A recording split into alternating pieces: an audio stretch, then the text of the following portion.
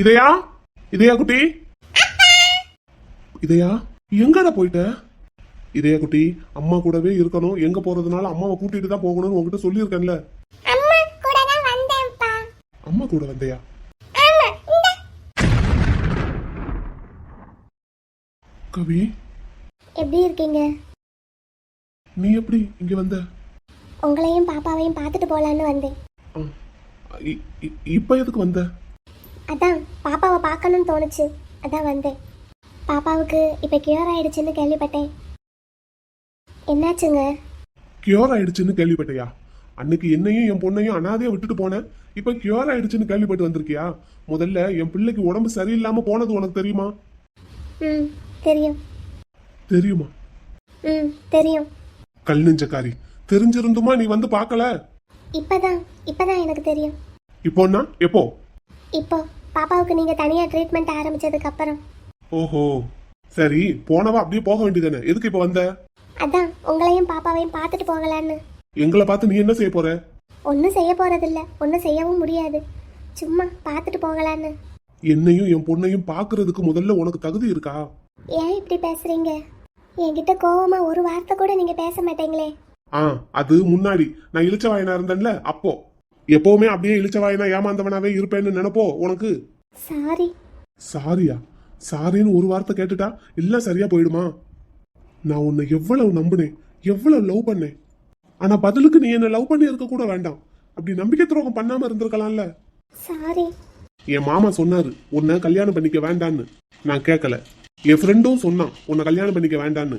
அப்பவும் நான் கேட்கலையே. அவங்க பேச்சையெல்லாம் கேட்க விடாம உன் அழகும் நீ என்கிட்ட பேசி நடிச்சு ஏமாத்தின விதமும் என் மூளைய மழுங்கடிச்சு வச்சிருந்தது. காசுக்கு நடிக்க வந்தவ காசை மட்டும் வாங்கிட்டு அப்படியே போயிருக்க வேண்டியதானே. எதுக்கு என்கிட்ட ஒரு குழந்தையும் பெத்துக்கிட்ட? எங்க அப்பா பேச்ச கேட்டு தானே. குழந்தைன்னு ஒண்ணு பிறந்தா தான் எல்லா சொத்தையும் முழுசா வாங்க முடியும்னு ஒரு நினைப்பு தானே. என்ன மன்னிச்சிருங்க. நம்ம ரெண்டு பேரும் எவ்வளவு சந்தோஷமா இருந்தோம். அப்படி சந்தோஷமா இருக்கிற மாதிரி நீ நடிச்சுக்கிட்டு இருந்தேன்னு எனக்கு கடைசி வரைக்குமே புரியல. இந்த குழந்தை எப்போ உன் வயிற்றுல வந்ததோ அப்போல இருந்து நீ என்கிட்ட தேவையில்லாம ஒரு சின்ன சின்ன விஷயத்துக்கெல்லாம் சண்டை போட்டப்போ கூட எனக்கு புரியல. இந்த கர்ப்பமா இருக்கிற பொண்ணுங்களுக்கு மூட் ஸ்விங் வரும்னு சொல்லுவாங்களே, அப்படித்தான் இருக்கா அப்படின்னு நினைச்சுக்கிட்டு எல்லாத்துக்கும் இறங்கி இறங்கி போனேன்ல. ஆனா நீ சின்ன சின்ன விஷயத்துக்கெல்லாம் சண்டை போட்டு அந்த சண்டையை பெருசாக்கி டிவோர்ஸ் வரைக்கும் கொண்டு போகணும்னு பிளான் பண்ணி தான் எல்லாம் பண்ணியிருக்க. அப்படித்தானே? நீ என்கிட்ட டிவோர்ஸ் வாங்கிட்டு போனதுக்கு அப்புறம் கூட நான் உன்னை ஒரு நிமிஷம் கூட தப்பா நினைச்சது இல்லை தெரியுமா? நிஜமாவே நீ என்கிட்ட சண்டை போட்டுட்டு என் கூட வாழ பிடிக்காம போயிட்டேன்னு தான் நினைச்சேன். அதனாலதான் நீ கேட்டதெல்லாம் ஜீவனாம்சமா உனக்கு கொடுத்தேன். அப்போ கூட நான் உன்னைத்தான் நம்பினேன். என் ஃப்ரெண்டையோ என் மாமாவையோ நம்பல. அவங்க பேச்ச கேட்கவும் இல்லை. எப்ப தெரியுமா உன்னை பத்தி எனக்கு புரிஞ்சது? என்கிட்ட இருந்து எவ்வளவு வாங்க முடியுமோ அவ்வளவையும் வாங்கிட்டு அதெல்லாம் எங்க அப்பா பேருக்கும் என் தங்கச்சி பேருக்கும் எழுதி கொடுத்த பத்தியா? அப்போதான் தெரிஞ்சது உன்னை பத்தி. அப்பவும் நான் என்ன தெரியுமா நினைச்சேன்? என் கவிதா அவளுக்கு சொத்து தேவையில்லை, அதனால என்கிட்ட வாங்கினதெல்லாம் எங்க அப்பாவுக்கும் என் தங்கச்சிக்கும் கொடுத்துட்டு போயிட்டான்னு நினைச்சேன். அப்படித்தான் எங்க அப்பா என்கிட்ட சொன்னாரு.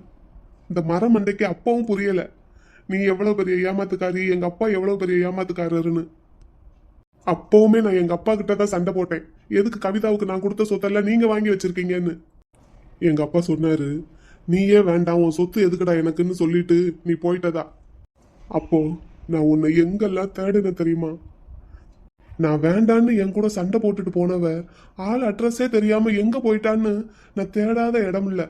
நீ எங்க இருந்தாலும் தேடி கண்டுபிடிச்சு உன்னை எப்படியாவது சமாதானப்படுத்தி உன் கூட திரும்ப வாழணும்னு நினைச்சேன். என்னாலையும் நீ இல்லாம இருக்க முடியல, இந்த குழந்தையாலையும் இருக்க முடியல. நீ இல்லாம இந்த பிள்ளைய என்னால தனியா வளர்க்கவும் முடியல. எத்தனை கேர்டேக்கர் வீட்டோட போட்டு யாருமே சரியா பாத்துக்கல தெரியுமா? இருந்தாலும் நீ வந்துருவேன்னு நம்பிக்கிட்டு இருந்தேன். நீ வரவே இல்லை. வரக்கூடாத ஒரு நோய் தான் என் பிள்ளைக்கு வந்தது. அப்பவும் என் பிள்ளைய யாரும் சரியா பாத்துக்கல எங்க வீட்டுல. நீ எல்லாம் இந்த பிள்ளைய நல்லபடியா பெத்து இந்த பிள்ளைக்கு ஒழுங்கா தாய்ப்பால் கொடுத்திருந்தேனா இந்த மாதிரி ஒரு நோய் எல்லாம் வந்திருக்குமா என் பிள்ளைக்கு? எங்க பரம்பரையில யாருக்குமே இந்த மாதிரி நோய் கிடையாது. என் பிள்ளைக்கு மட்டும் வந்திருக்குன்னா அது ஒன்னாலதான். ஆனா கெட்டதுலயும் ஒரு நல்லது இருக்குன்னு சொல்லுவாங்க பத்தியா? அது என் விஷயத்துல கரெக்டா நடந்தது. எப்போ என் பொண்ணுக்கு இந்த மாதிரி ஒரு நோய் இருக்குன்னு தெரிஞ்சதோ அப்போதான் என்னை சுத்தி இருக்கிறவங்களோட குணம் ஒன்னொன்னா எனக்கு வெளியே தெரிய ஆரம்பிச்சது. ஆனா அதுக்கப்புறம் தெரிஞ்சு என்ன பிரயோஜனம்? போன நீயும் திரும்பி வரல, என் பிள்ளையும் என்னால காப்பாற்ற முடியல. அப்படித்தான் என்னை நம்ப வச்சிருந்தாங்க என் வீட்டுல. உன்னை மறக்கிறதுக்கும் என் பிள்ளைக்கு இருக்கிற நோயோட கொடுமையை மறக்கிறதுக்கும் வீட்டுக்கே வராம பிசினஸ் பிசினஸ்னு பிசினஸ்லயே மூழ்கி போனேன். அதுல இருந்து என்னை வெளியே கொண்டு வந்தது என் ஃப்ரெண்டு தான். எல்லாம் இப்போ நல்லபடியா போய்கிட்டு இருக்கு. இப்போ எதுக்கு நீ திரும்பவும் வந்திருக்க? நான் என் லைஃப்பில் ரொம்ப பெரிய தப்பு பண்ணிட்டேன். அதுக்காக உங்களை பார்த்து மன்னிப்பு கேட்டுட்டு போகலான்னு தான் வந்தேன். அப்படியே பாப்பாவையும் ஒரு தடவை பார்த்துட்டு போகலான்னு. உன் நிழல் கூட என் பிள்ளை மேல படக்கூடாதுன்னு நினைச்சிட்டு இருக்கேன். ஆனா நீ எனக்கு தெரியாம என் பிள்ளைய என்கிட்ட இருந்து கூட்டிட்டு போயிட்ட. உனக்கு யார் இந்த தைரியத்தை கொடுத்தது? கொஞ்ச நேரம் பாப்பா கூட இருக்கணும்னு தோணுச்சு. எதுக்கு? இப்பதான் படாத பாடுபட்டு காப்பாத்தி கொண்டு வந்திருக்கோம், திரும்பவும் கொல்றதுக்கா? யார் அனுப்புனா உன்னை? எங்க அப்பாவா? நானா தான் வந்தேன். ஒரு தடவை என் குழந்தைய பார்த்துட்டு போகலான்னு. ஏய், இன்னொரு தடவை என் குழந்தைன்னு உன் வாயில இருந்து ஒரு வார்த்தை வந்தது, இது வரைக்கும் பார்க்காத வேந்தனை நீ பார்க்க வேண்டி வரும். எனக்குள்ள இருக்கிற கஷ்டம் வெளியே யாருக்கும் தெரிஞ்சிடக்கூடாதுங்கிறதுக்காக சிரிச்சுக்கிட்டு மழுப்பிக்கிட்டு கோமாளித்தனமா சேட்டை பண்ணிக்கிட்டு என்ன நானே ஏமாத்திக்கிட்டு இருக்கேன். என் கஷ்டத்தை எல்லாம் நான் கோவமா மாத்தினே, நீ தாங்க மாட்ட. மரியாதை என் கண்ணு முன்னாடி நிக்காம போயிடு. கொஞ்ச நேரம் என் குழந்தை கூட விளையாண்டுட்டு போகலான்னு பார்த்தேன். வேற ஒன்றும் இல்லை. அம்மா கூட இருக்கணும், அம்மாவை பார்க்கணும்னு அவளுக்கும் ஒரு ஏக்கம் இருக்கும்ல. அம்மாவா? யாரு, நீயா? நெவர். என் பொண்ணுக்கு அம்மா நீ இல்ல. அதுக்கு என் பொண்டாட்டி புகழரசி இருக்கா. பிள்ளைய பெத்துட்டா மட்டும் அம்மாவாயிட முடியாது. பெத்த பிள்ளைய ஒரு தூசு தும்பு அண்டை விடாம கண்ணுக்குள்ள வச்சு பொத்தி பொத்தி பாதுகாக்கிறவ எவ்வளோ அவதான் அந்த பிள்ளைக்கு அம்மா. இது எதையுமே நீ செய்யல. ஆனா இந்த குழந்தைக்கும் அவளுக்கும் எந்த சம்பந்தமும் இல்லாம என் அரசி இந்த வேலையெல்லாம் செஞ்சா. எந்த இடத்துலயும் என்னையும் விட்டு கொடுத்ததில்ல, என் பிள்ளையையும் விட்டு கொடுத்ததில்ல அவ. உங்களுக்கு கல்யாணம் ஆயிடுச்சா? ஆமா, கல்யாணம் ஆயிடுச்சு. நீங்க நீங்க இன்னொரு பொண்ணு கல்யாணம் பண்ணிக்கிட்டீங்களா? ஆமா, கல்யாணம் பண்ணிக்கிட்டேன். ஏன் நீ விட்டுட்டு போனா அப்படியே அனாதையா நின்றுவேன்னு நினைப்பா உனக்கு? நீங்க என்ன எவ்வளவு லவ் பண்ணீங்கன்னு எனக்கு தெரியும், உங்களுக்கும் தெரியும். அப்படி இருக்கும்போது எப்படி? எப்படின்னா? இல்ல, என்னை விட்டுட்டு இன்னொரு பொண்ணை எப்படி உங்களால காதலிக்க முடிஞ்சது? நீ என்னையும் என் பொண்ணையும் உயிரோட கொண்டுட்டு போவ, அப்படியே உன்னையே நினைச்சுக்கிட்டு நான் உனக்காக காத்துக்கிட்டு இருப்பேன்னு நினைச்சியா? இல்ல, நீங்க பொய் சொல்றீங்க. ஏதோ யாரோட கட்டாயத்துக்காகவோ தான் கல்யாணம் பண்ணியிருக்கீங்க. கட்டாயத்துக்காக கல்யாணம் பண்ணனா? என்னை பார்த்தா எப்படி தெரியுது உனக்கு? முழு மனசோட சந்தோஷமா தான் என் அரசிக்கு நான் தாலி கட்டினேன். என்னை பொறுத்த வரைக்கும் உன் கூட எனக்கு நடந்தது பாரு, அதுதான் கட்டாய கல்யாணம். என்னை அறியாமலே உன்னை கல்யாணம் பண்ணிக்கிறதுக்கு நான் கட்டாயப்படுத்தப்பட்டிருக்கேன். அப்போ அந்த அளவுக்கு எனக்கு விவரமும் இல்ல, பக்குவமும் இல்ல. ரொம்ப இள வயசு பாரு, அதான் ஈஸியா எல்லாருமே சேர்ந்து என்னை ஏமாத்திட்டீங்க. ஆனா இப்போ நான் அப்படி இல்ல. நான் ஆசைப்பட்டு சந்தோஷமா தான் என் அரசிக்கு தாலி கட்டினேன். நீங்க சந்தோஷமாவா இருக்கீங்க? ஆமா, நான் ரொம்ப ரொம்ப சந்தோஷமா இருக்கேன். இன்னும் சொல்ல போனா நான் இந்த அளவுக்கு சந்தோஷமா எப்பவுமே இருந்தது கிடையாது. என் நினைப்பு உங்களுக்கு கொஞ்சம் கூட இல்லையா? அது எப்படி இல்லாம இருக்கும்? தினம் தினம் உன்னை நினைச்சுக்கிட்டே தான் இருக்கேன். என்ன, நீ எனக்கு கத்து கொடுத்த பாடம் ரொம்ப பெருசு பாரு. அதை நான் மறந்துட்டேன்னு வையேன், மறுபடியும் யாராவது என்னை ஏமாத்திடுவாங்க. வாழ்க்கையில ஒருத்தன் அடிபட்டு கத்துக்கிட்ட பாடத்தை என்னைக்குமே மறக்க கூடாது. அதுக்கு நானும் ஒரு உதாரணம். அதுக்காக தினமும் நான் உன்னை நினைச்சுக்கிட்டே தான் இருக்கணும், நினைச்சுக்கிட்டே தான் இருப்பேன். அப்புறம் அன்னைக்கு நான் ஃபோன் பண்ணப்போ கட் பண்ணிட்டீங்க. அப்படின்னா உங்க மனசுக்குள்ள நம்ம வாழ்ந்த வாழ்க்கையெல்லாம் ஞாபகத்துல இருக்குன்னு தானே அர்த்தம். என்னை மறக்க முடியாம நீங்க தவிச்சுக்கிட்டு இருக்கீங்கன்னு தானே அர்த்தம். அப்படி ஒரு நினைப்பா உனக்கு? அரசிக்கு தாலி கட்டி அவளை என் பொண்டாட்டி ஆக்கிக்கிட்டனே தவிர என் வாழ்க்கையில நடந்த எதையும் அவகிட்ட இது வரைக்கும் நான் ஷேர் பண்ணதில்லை. நீ அன்னைக்கு எனக்கு ஃபோன் பண்ணதும் பயந்து கட் பண்ணேன்னு நினைச்சியா? இல்ல, என் வாழ்க்கையில நடந்த விஷயம் எல்லாம் என் மாப்பிள்ளையை தவிர வேற யாருக்கும் தெரியாது. ஆனா அது முன்னாடி.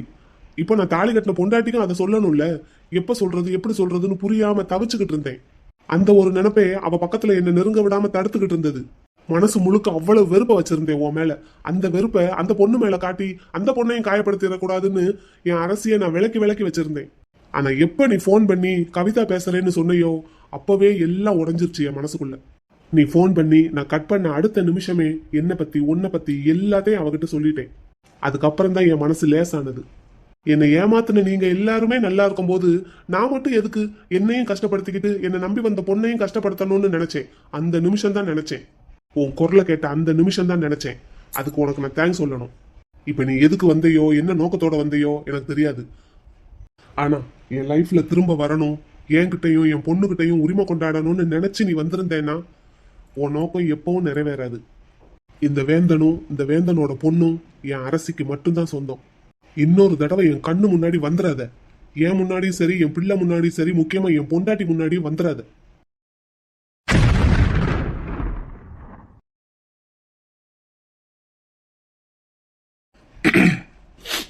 பிள்ளைய கூட்டிட்டு வா, நான் முன்னாடி போறேன்.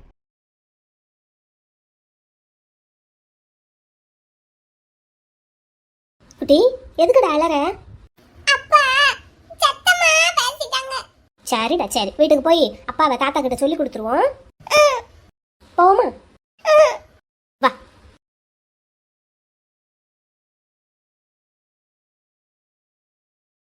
ரெண்டு நாளா சொல்லி சொல்லி இன்னைக்கு தான் என் பேச்சை கேட்டிருக்க. ரொம்ப டயர்டா இருக்குக்கா. சரி, இந்த டைம்ல அப்படித்தான் இருக்கும். அதுக்கு தான் ஹில் ஸ்டேஷன் போய் கொஞ்சம் ரெஸ்ட் எடுக்கலான்னு அப்பா சொல்றாரு. அதான் நீ கேட்க மாட்டேங்கிற. அதான் போகலான்னு சொல்லிட்டேனே. எங்க 2 நாள் கழிச்சு தானே சொல்லியிருக்க. இப்பதான்க்கா கொஞ்சம் ஃப்ரீயா நடக்க முடியுது. சரி வினி, இங்க பாரு, நீ என் மேலேயோ அப்பா மேலேயோ கோவப்படுறதுல எந்த அர்த்தமும் இல்லை. நாங்க இருந்த நிலைமை அப்படி. அதனாலதான் உடனே கிளம்பி வர முடியலம்மா.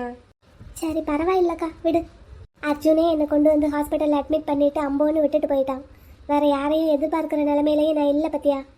நீ இப்படியே விரக்தியாவே பேசாத, நாங்க இருக்கோம் உனக்கு. முதல்ல இந்த சாரியை கழட்டி தூக்கி போடு. இந்த மாதிரியெல்லாம் சாரி நீ கட்டவே மாட்டேயே. காட்டன் சாரியை கட்டிக்கிட்டு ஏதோ வயசான பொம்பளை மாதிரி.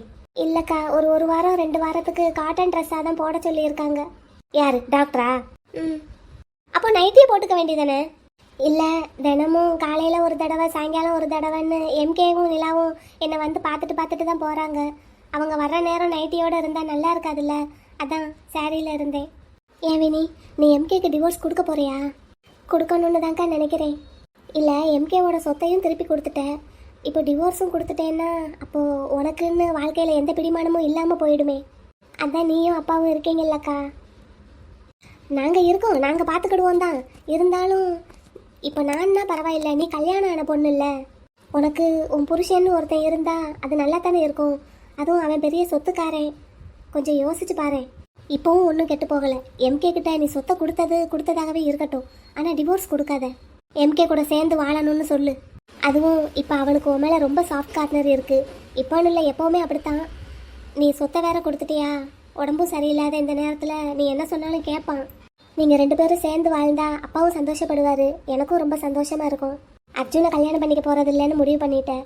எம்கேவையும் விட்டுறாத வினி. பார்க்கலாங்க்கா. பார்க்கலாம் இல்லை, நல்லா யோசிச்சு முடிவெடு. நீ எங்கள் கூட இப்போ ஊட்டிக்கு கிளம்பி வா. அங்கே போய் எல்லாம் உட்காந்து நிதானமாக பேசுவோம். அப்போ உனக்கே எல்லாம் சரின்னு படும் நாங்கள் சொல்கிறதெல்லாம். சரிக்கா. குட். எம்கேக்கு நீ டிவோர்ஸ் கொடுக்காம அவன் ஒய்ஃபாகவே இருந்துட்டேன்னா உன் லைஃப் செட்டில்டு. பார்த்துக்கோ, அவ்வளோதான் சொல்லுவேன். சரிக்கா.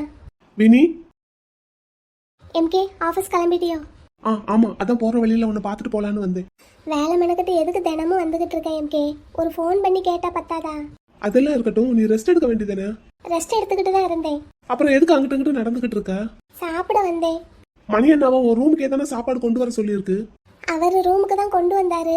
நான் தான் இங்கே வெளியே வந்து சாப்பிடலாமேன்னு வந்தேன். நீயே போட்டு உன்னை கஷ்டப்படுத்திக்காத வினி, கொஞ்சம் ரெஸ்ட் எடு. ஒரு வாரம் நல்லா ரெஸ்ட் எடுக்கணும்னு சொல்லி தானே அனுப்புனாங்க ஹாஸ்பிட்டல்ல. இல்லை, இந்த இப்போ சாப்பிட்டுட்டு போய் படுத்துருவேன். டேப்லெட்ஸ் போட்டியா சாப்பிட முன்னாடி? போட்டுட்டேன். சரி போ, போய் ரெஸ்ட் எடு. நிலாவை காணோம். அவ இன்னைக்கு என்னமோ கோயில்ல ஸ்பெஷலா ஏதோ பூஜையாம். ஓ சரி. அதை முடிச்சிட்டு நேரம் ஆஃபீஸ் வந்துடுறேன்னு சொல்லிட்டா. அப்படியா? ஆமா, அதான் நான் மட்டும் உன்னை பார்த்துட்டு போலான்னு வந்தேன்.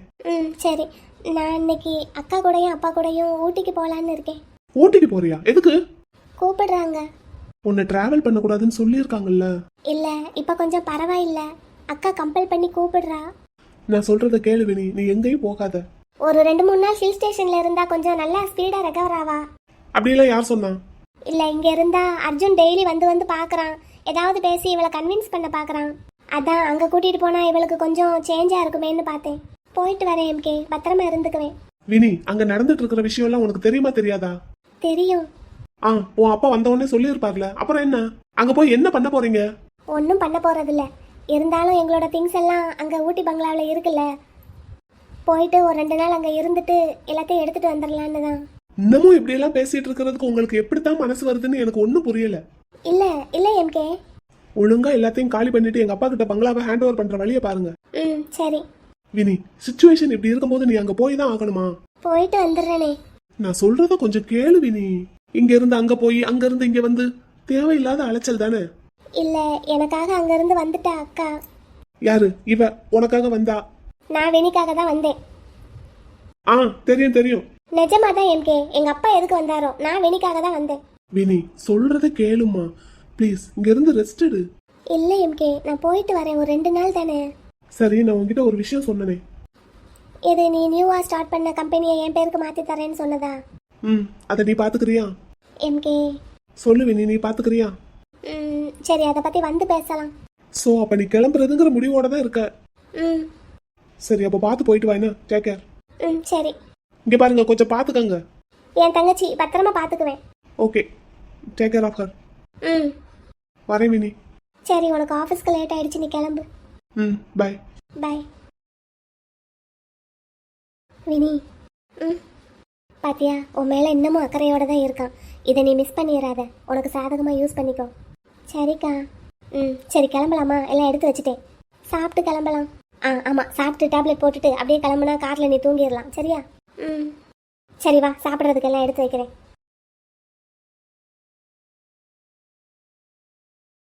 Black card darling. எது என்னது? Black card. யார் எது? You, one and only you. அதென்ன பிளாக் கார்டு? பிளாக் கார்ட்னா இங்கிலீஷ்ல கருப்பசாமின்னு அர்த்தம். அடியே மானுக்குட்டி, ம் நேம் எல்லாம் இங்கிலீஷ்ல டிரான்ஸ்லேட் பண்ணக்கூடாது. அப்படியா? ஆமா, ஆஹா. எந்த லாங்குவேஜ்லயும் நேம் நேமா தான் இருக்கணும்.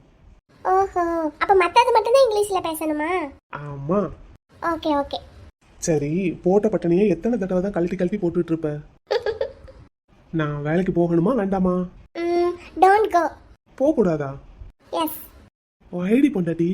why because why because மானுக்குட்டி வரல என்ன தமிழ்ல சொல்லுடி.